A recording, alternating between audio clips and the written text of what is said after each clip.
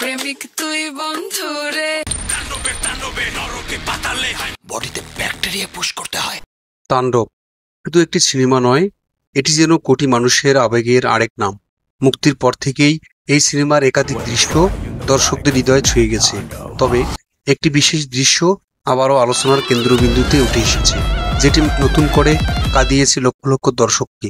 বাতাসের গতিবেগ আজ অস্বাভাবিক রকম ভয়ঙ্কর। এই ভিডিওতে আমরা জানব ঠিক কোন দৃশ্যটি মানুষকে এতটা আবেগপ্রবণ করে তুলেছে, কেন এই দৃশ্যটি সামাজিক মাধ্যমে ভাইরাল হয়েছে এবং দর্শকদের প্রতিক্রিয়া কেমন ছিল। এই দৃশ্যটি ঘটে সিনেমার দ্বিতীয় ভাগে, যেখানে মূল চরিত্র রাসেল তার স্ত্রীর মৃত্যুর খবর জানতে পারে। এই মুহূর্তে দর্শকরা দেখে রাসেল ভেঙে পড়ছে, কিন্তু তবুও সন্তানের মুখের দিকে তাকিয়ে নিজেকে সামলে নিচ্ছে। চোখে জল, ভেতরে অসীম ব্যথা, কিন্তু মুখে কোনো শব্দ নেই। এই দৃশ্যটি মুক্তি পাওয়ার পরেই সোশ্যাল মিডিয়ায় ভাইরাল হয়ে যায়।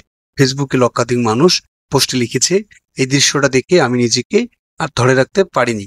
ইউটিউবে ক্লিপটি মিলিয়ন ভিউ ছাড়িয়ে গেছে এবং প্রতিটি কমেন্টে শুধু একটাই কথা, চোখে জল এসে গেল।